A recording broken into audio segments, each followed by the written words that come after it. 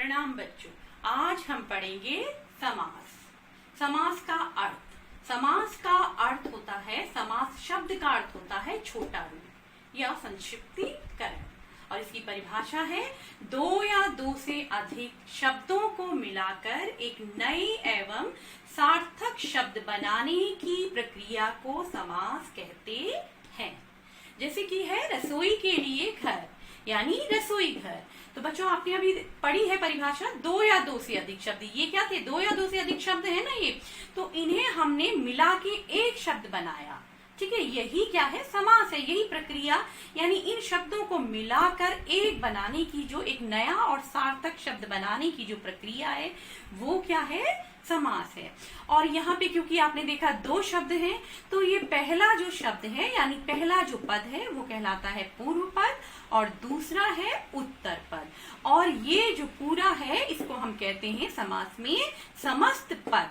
और इसका ये रूप, यानी इसी शब्द का ये रूप, रसोई के लिए घर, रसोई घर, रसोई के लिए घर, इसका ये रूप कहलाता है समास विग्रह।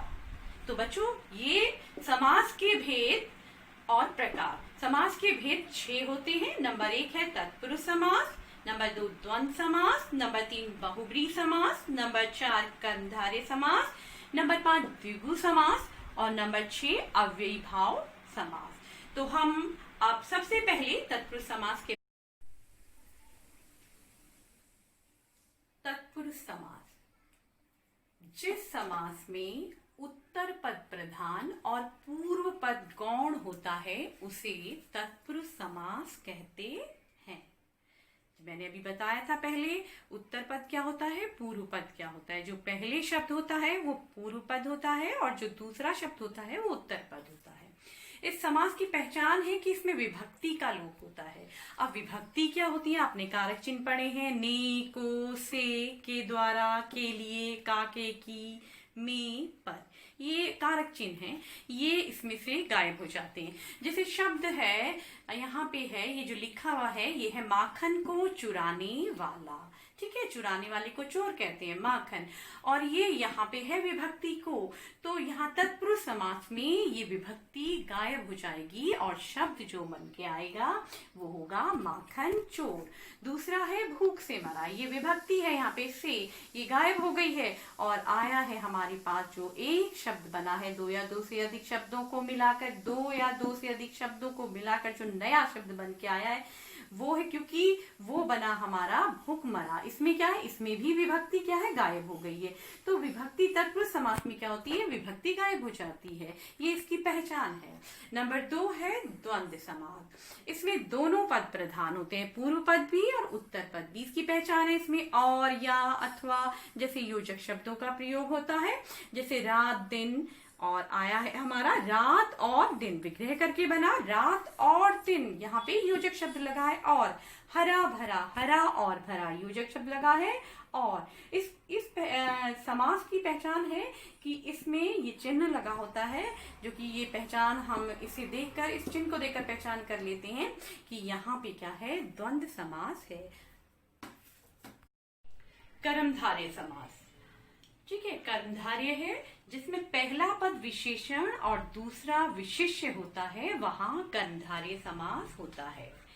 ठीक है, पहला पद विशेषण, जैसे कि है नील कमल, नीला है जो कमल। तो आपने देखा कमल की विशेषता, अभी आपने पढ़ा ना, पहला पद विशेषण, ये कमल की विशेषता है, ये विशेषण है नील, और कमल क्या है? विशेष्य है। तो आपने इसमें पढ़ा, इसकी परिभाषा में पहला पद विशेषण और दूसरा विशेष्य होता है। तो वहां पे कौन सा समास होता है? कर्मधारय। तो इसका जब हमने विग्रह करा तो ये बना नीला है जो कमल, और दूसरा है काली मिर्च, यानी मिर्च की विशेषता है वो काली है, ये विशेषण है और ये विशेष्य है, और विग्रह करके बना काली है जो मिर्च। और तीसरा है महाराज, यानी महान है जो राजा, राजा की विशेषता है महान, तो महान है जो राजा।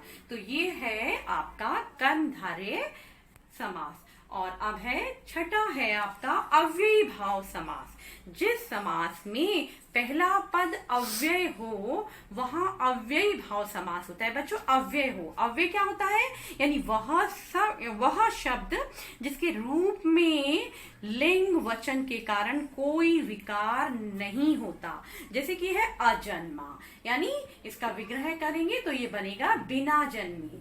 और ये है यथाशक्ति, और विग्रह करके शक्ति के अनुसार।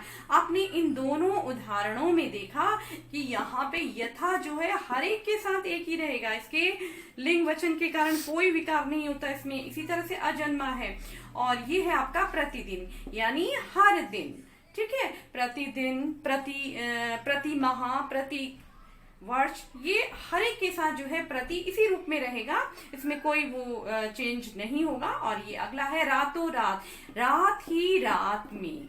तो ये था हमारा अव्ययी भाव समास। तो बच्चों आपने आज समास पढ़े, तो उम्मीद है आपको समझ में आ गए होंगे।